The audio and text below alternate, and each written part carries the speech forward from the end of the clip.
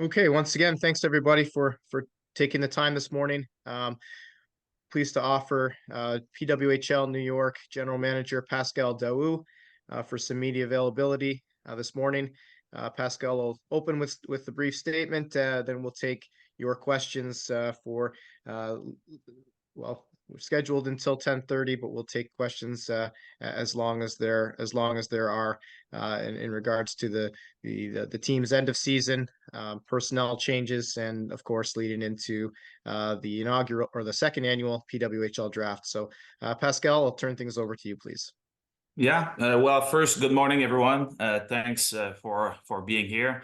As you all know, on Saturday, the organization and Howie Draper, we agreed for a coaching change. However, I mean, that kind of situation is rarely a win-win scenario, and we honestly feel that it is one because Howie is happy to take charge his program from the previous 26 season, where he experienced unparalleled success. He's still part of New York family, New York organization under the scouting, with having a special advisory role.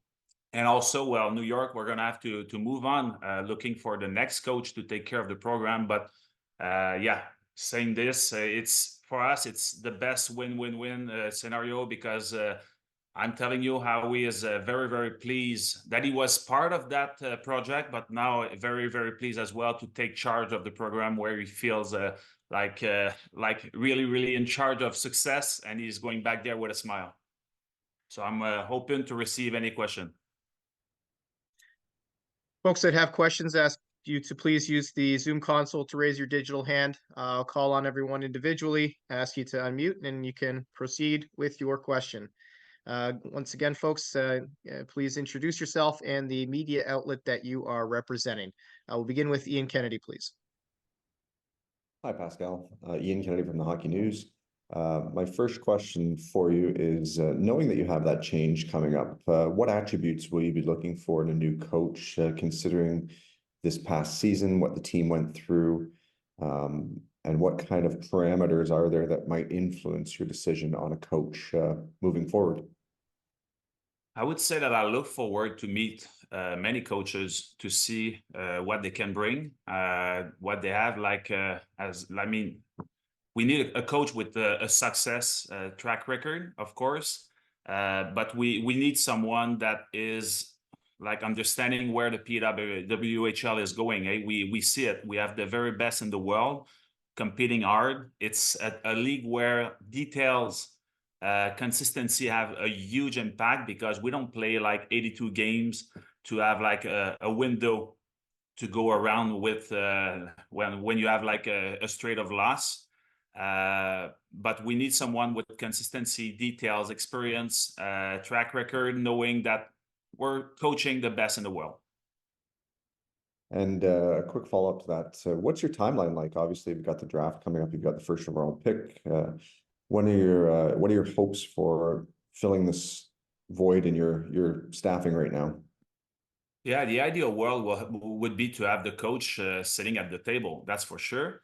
But we have a window of time where we need to take good care because other than being at the draft, the role of the coach is way more important on building the next season, and I would say seasons, preparing that based on the roster and the players that we're going to have, sign, invite, draft. Well, we have the coach on site for the draft. I can't say that for now. We'll see.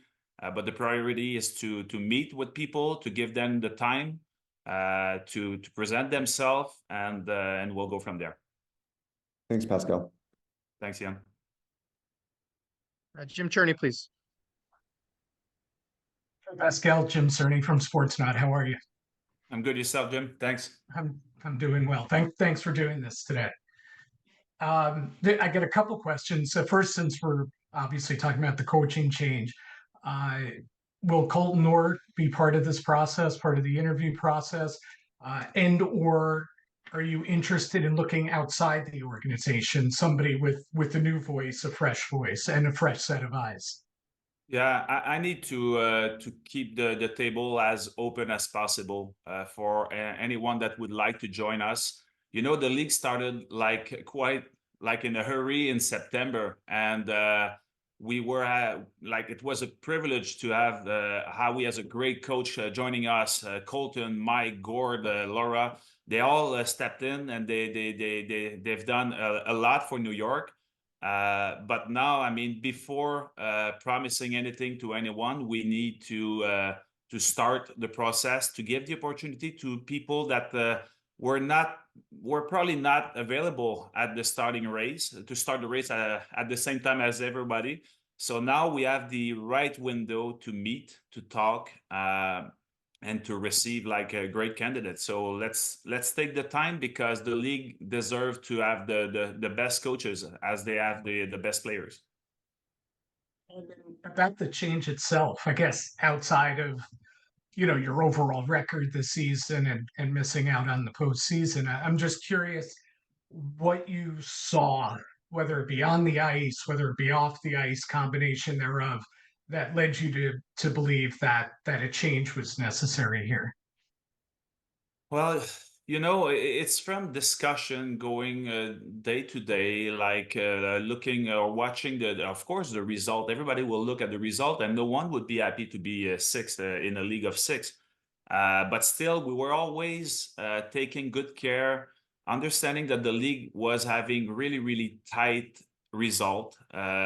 We lost like, I remember, I haven't done the record at the end of the year, but I remember after 11 losses, we were like on a record where 8 of the 11 losses were by a goal, and many of them were like in the third period. So are we actually evaluating only the result or only the standing? No, it's like I said, details, habits, and the vibe that we need to put in place. And again, I don't want to step aside of what we discuss. Howie and I looking for that win-win window for him, for the organization. So we're gonna look for those habits, consistency. I'm back to that, because professional player and the best professional organization are showing this.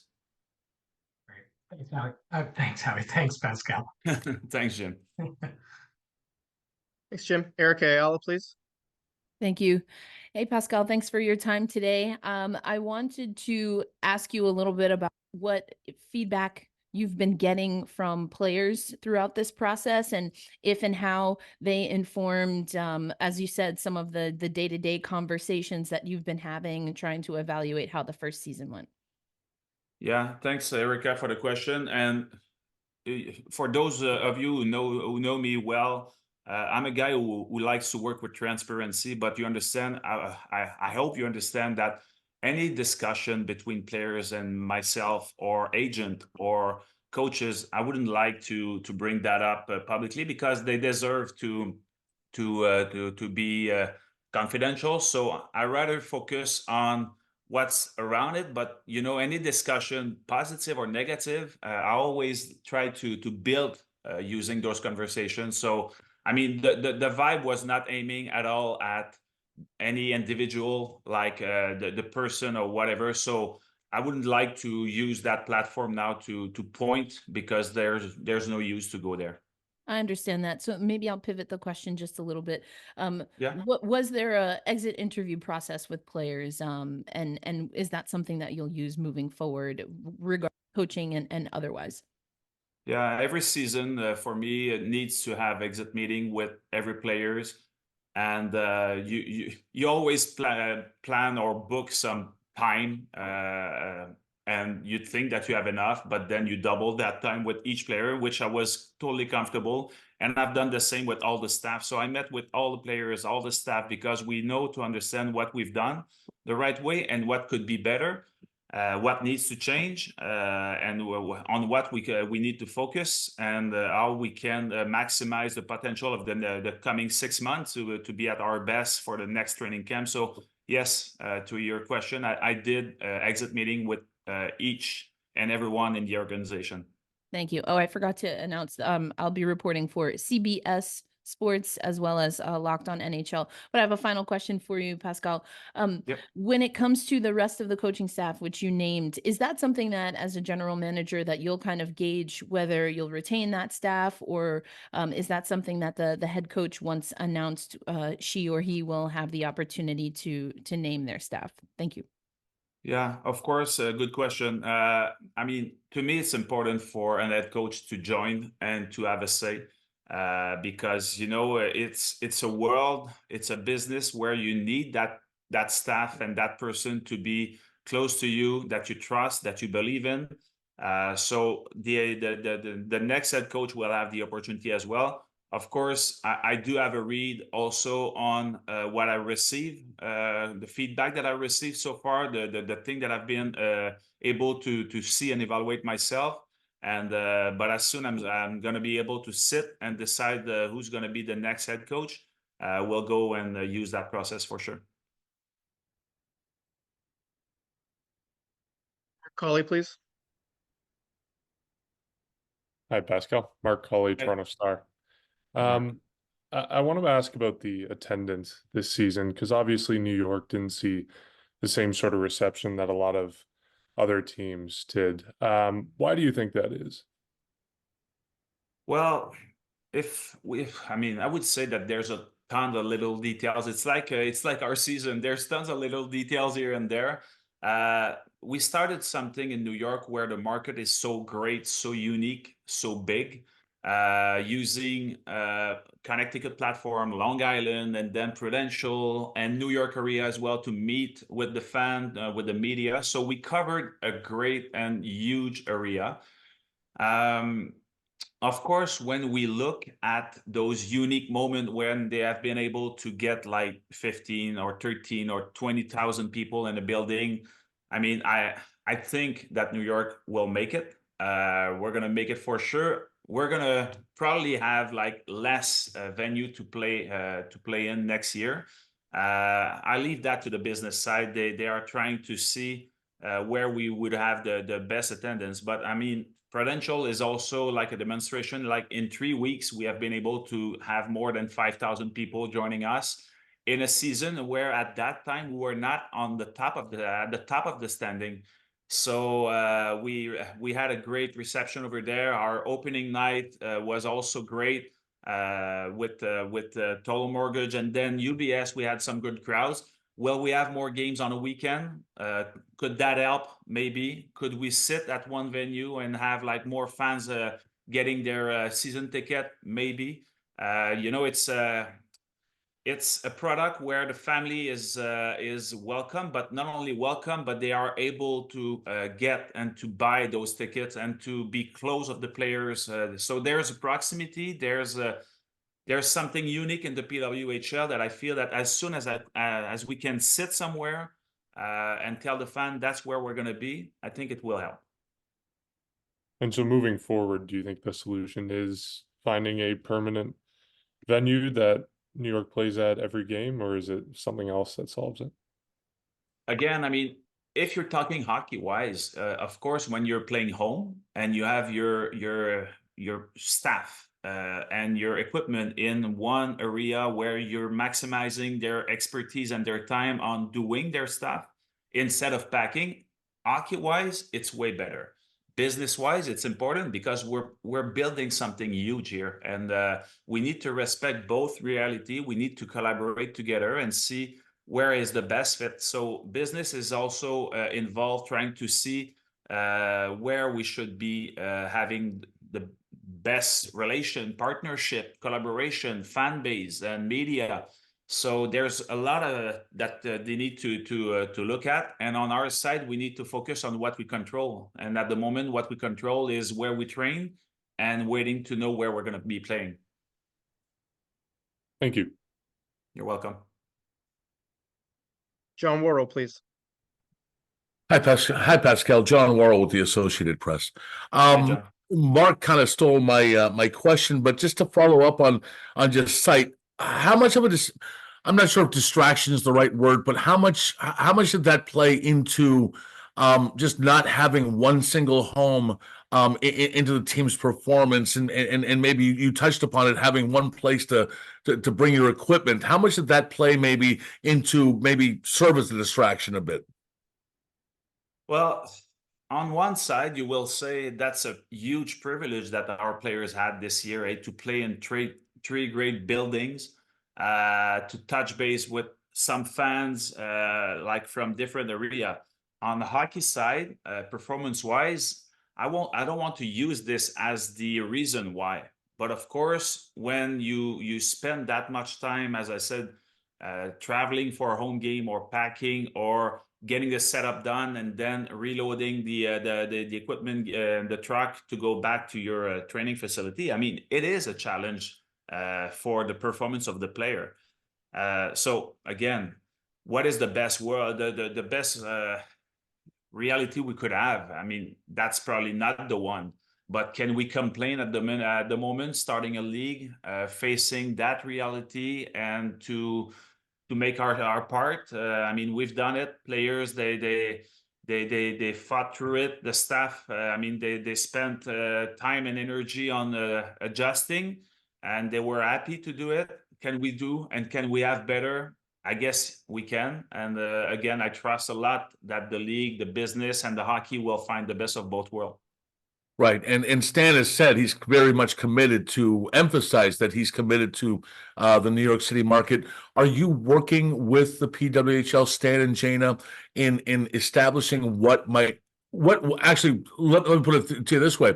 What advice might you have for Stan and Jana when it comes to what you want to see next year as far as one home or two homes go, as far as you're concerned? Yeah, I've been part of some discussion with Jana. I mean, Stan, Royce, Chris, Amy, Jane, Daria. We all work together closely. We share our thoughts. We try to find the best angle, the best solution. Everybody agree that, I mean, it could be easy to have the best solution. We need also to respect the reality of the area. We need to respect the reality of the buildings. Again, we need to work close together and to be transparent. It's not about complaining. It's about trying to give the best to be playing in the best city in the world. Always liked your positive energy, Pascal. All the best to you going forward next year. Thank you, John. Thanks, John. Haley Salvian, please. Hi, Pascal. This is Haley Salvian from The Athletic. I know there's a lot on the to-do list with looking for a coach. You have the first overall pick. But how high priority is it to re-sign Corinne Schroeder this offseason? Yeah, good question. I mean, that's of course a period of time where we need to decide on signing some of our players, including Corinne, including others. We will see what's going to happen. I will be transparent with you. Since the last game, we had some, like, you know, we always have discussion with players and agents to see where they are at and where we are. Again, with the transparency they deserve, because some players, they need to be aware if we have a plan, and they need also to be in a way transparent to see if New York is their A plan, because I don't want anyone staying in New York on a B plan. So Corinne is definitely someone that we will sit and talk and see what's the A plan on her side, and we definitely have like a number one chair available to fight for. So hopefully we'll use the next couple of days and weeks to discuss with the players, and we'll go from there. And sorry, just to be clear, you have to have that kind of conversation with someone like Corinne. Like, there haven't been those kind of extension conversations at this point. Well, actually, to be again honest, we did have some conversation like any other teams with their players, but we don't have the window yet open from a league standpoint and the rules. to sign anyone. So there's no signature, there's no contract extension at the very moment. We might hear of that shortly, I guess. But at the moment, it's only and purely discussion that we're authorized to have. And one final question for me, Pascal, is the declaration list hasn't been released yet by the league, but we've been seeing some of the players announcing that they've declared online. Sarah Fillier obviously is a big one. I'm sure you don't want to play your hand at what you're going to do at number 1, but what might you be looking for with the first overall pick? Well, the first overall pick, I would say, of each round will have to embrace the values of New York, the compete level that we're looking for. Something that I've mentioned at the very beginning of my journey being consistency, being players that are on the ice, fighting, competing 60 minutes. So I've said that. Have I seen this the whole season? No. So that's something that I'm looking for to evaluate who's going to be the best player to represent those values and that consistency and the best working habits to be the best professional team. Thanks, Pascal. We'll take questions from the remaining hands. Isabel, Carissa, Jay, and Erica. Beginning, Isabel, please.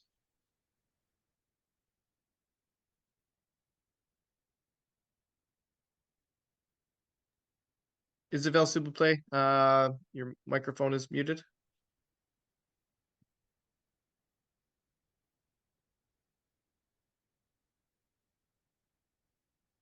Isabel, if you can type your question in the chat, we can address it that way. In the meantime, we'll move on to Carissa, please. Hey, Pascal. Carissa here from CBC Sports. Thanks for making the time to do this. Really appreciate it. You were just talking about, New York's values and the consistency and sort of the work habits and whatnot that you're looking for from, players potentially in the draft. I'm guessing those are the same values you'll be looking for in free agency as well. But I'm wondering what the message is that you're sending, going into the next season to your leadership group, to the players you signed to the 3-year contracts. Like, what are you looking for from them, both on and off the ice going into the next season? Yeah, good question. Definitely a role model. When you end a season like we just had, one thing that I share with the player is nothing that we've been through this year is useless. So even if we suffer from time to time, even if we face some obstacles, some traps that we stepped in, we need to take that experience and to come back, not repeating those same steps. So a role model, definitely, so that they prove to the New York fans, to themselves, to their teammates, that they are a proud player representing New York. So those that will be back next year, they definitely need to embrace those values without any doubt. And it will make a big change, that's for sure. Okay, just one more quick one for you. I know you talked about Corrine Schroeder, who is obviously, one of your most important players going into free agency, but Jade Downey Landry as well. Where does she sit on your priority list? Is she someone you'd like to have back? I mean, she's already on the 2-year contract. So Jade is actually one of our 2 years contract players. So happy to have her. And she definitely brought a lot, especially in the second half. I mean, she found her way, her rhythm. She was comfortable on the ice and she was competing like I know that she can, because I faced her 10 years ago when I was coaching. So and Corrine, as you mentioned, she's on our priority because she's done a lot for the team. She's a great teammate. She's a great goalie. Gord, our goalie coach, really likes to work with her. She also mentioned that she likes to be in New York, and but the window is actually the window that we have not being authorized to sign anyone. So we'll discuss, and hopefully we'll have good news for the fans. Gotcha. Sorry, that's my mistake. I had her down as a 1 year. Sorry about that. No problem. Thank you. You're welcome. Isabel? Bonjour Pascal, Isabelle Etier, femme d'hockey que j'écoute TVA Sport. Je vais poser ma question en Isabelle. français. Oui. Tu as parlé tantôt d'expérience. Moi, j'aimerais t'entendre sur les qualités, le type de personnalité que tu cherches chez cette future ou ce futur entraîneur. Et est-ce que les séries actuelles peuvent influencer ta façon de choisir ton entraîneur? Écoute, est-ce que les séries actuelles peuvent influencer? Je ne dirais pas que les séries vont influencer. Pour commencer, peut-être par ta sous-question. Pour moi, c'est une opportunité. Tu sais, on a commencé la saison en septembre, le processus en septembre. Et donc, là, on se retrouve dans une vraie période morte de hockey. Donc, on a du temps, on a déjà de l'intérêt. Tu sais, j'ai reçu déjà beaucoup de personnes là, qui se manifestent. Il y a de toutes sortes de profils. Mais le profil, assurément, que je vais vouloir, c'est sûr que l'expérience sera d'une grande importance, mais moi, c'est pas qu'est-ce qu'on fait, c'est le comment. Le comment est important pour qu'on rallie non pas 35 idées, mais une seule et même idée, tout le monde en même temps, au même moment.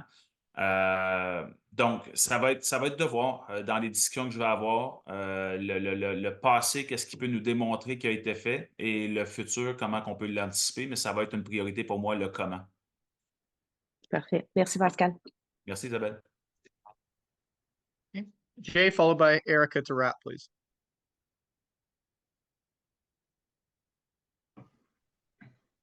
Hi, Coach. Thanks for coming out today. Jay Gray with the Ice Garden. Hi. I wanted to ask, to what extent are analytics going to influence your draft and free agency decisions in addition to the character concerns you've discussed? And what kind of team of analytics or scouting do you plan to have for building the team for next year? Yeah, of course, analytics is part of any draft that I've run because Christophe Perrault is actually working with me for like the past 12 years, if not 13 now. So Christophe is in charge of that department. So we definitely use the stats to either support or challenge what a scout can see or what a GM can see and appreciate or what a coach can see and appreciate.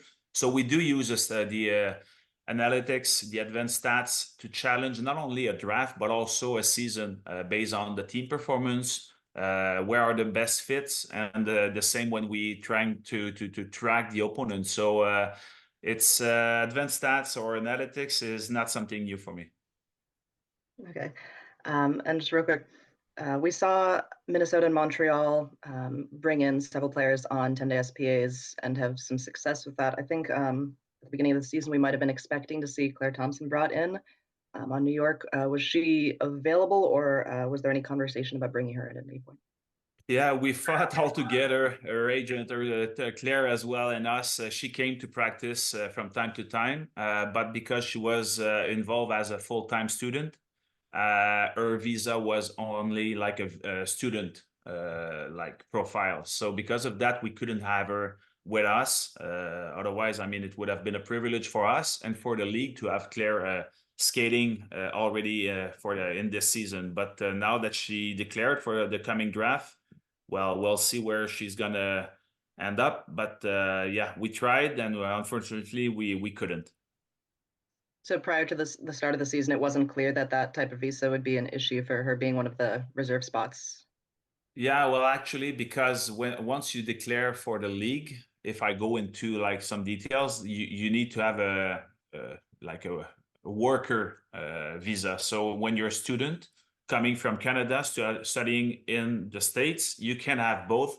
So like people tried to find a way to give her the opportunity to skate, but unfortunately, it was not an option. So was there ever consideration for having a different player for that reserve spot if she wasn't going to be available for the team? Or were you happy to continue having her at practices?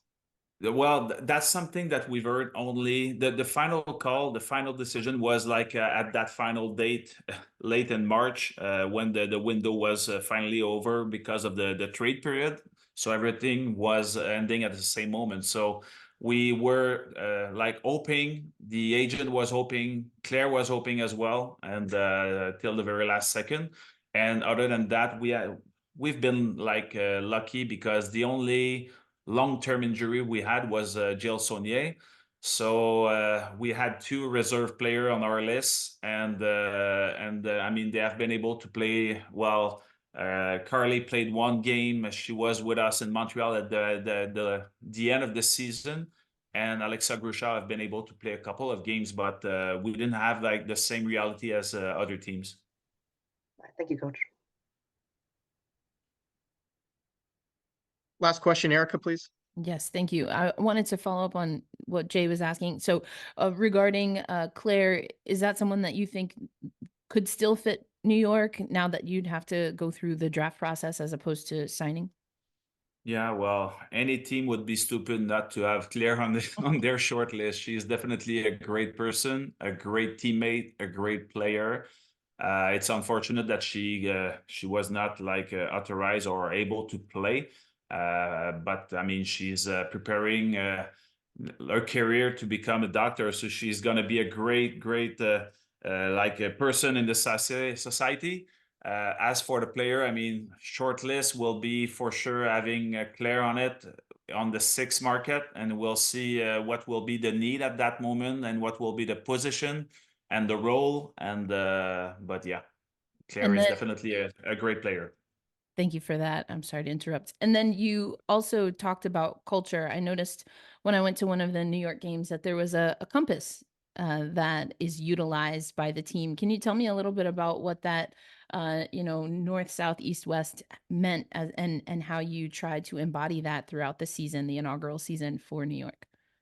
Yeah, appreciate the question. And you know what? We end our season with a team dinner, and at that team dinner where we present the jersey to each players and the team photo. I also started something new. Well, new, of course, it's year 1, but we created like an award night, and the award night was to not to give like the best goalie, the best D, or the best forward, but it was to honored players that were representing well, the title of those awards, and the prize that we gave them was like a compass with well, exactly what you've seen in the dressing room. We all come from different area across the world, and that league will definitely welcome tons of players coming from anywhere on the planet. You need to remember where you are coming from and where you're heading at. And once you're in the dressing room, we need to use that compass to remember in which direction we're going. And that compass, having those north, south, east, west, using some like keyword that we have inside of the dressing room. Of course, the N of North, we can definitely play easily with the New York as being where we're heading at. The S for us is the success that we're looking for. And then the W for us, well, I like to speak, and now I'm starting my sentence with a I like to speak, but I prefer the word we. It's about us. It's about all together. There's no one-man show. There's no one-woman show. It's about we. And the E is for excellence, where we're heading at and what we need to repeat, always using the excellence as a standard. So this is the compass that we have in the dressing room. This is the compass that they receive for those who got the awards at the award night. And I hope that they will understand the meaning of it. But thanks for asking. Yeah, I appreciate that. And also, do you plan to let the public know who won those awards for the team? Yeah, that's a good question. That's a good thing to ask. I'm going to share with Daria on our business side, and they can definitely put that on the website because they deserve to be public. And of course, we've used some award like to I would say support to tell the business side that we appreciate what they've done the whole year with the walk-in. So we ask the player to mention who did the best walk-in through the season, and we've done the same with the player that was the on the community level involved with the community, giving even more than what we were asking them. And then we went for a prize about the player showing the best, like the best role model for the off ice. That warrior that is doing everything that has to do a pro. we've done an award. We gave an award for the player that represent the best, the 5 values of New York. We've gave an award for the players that represent the best players showing consistency throughout the season. And I also decided to create an award where we were giving, you know, for players that are I mean, they came in that league on a role that was not the greatest one, but they were like unique in their way as a teammate, training every single day, having a smile, supporting, not a single time that we've heard anything else than positive. So we started by giving the award for like players showing the best dedication to the team, which was like Alexa Grushau and Lindsay Post, because both had like their own reality. And after receiving the awards, I mentioned to them that starting now on, for the coming years, the award will have their name on it. So the next year, instead of dedication award, it will be a post-Grushauer award. So I'll ask Daria to share with the fan, that's for sure. Good idea. Thank you, Pascal. I appreciate you walking me through that. You're welcome.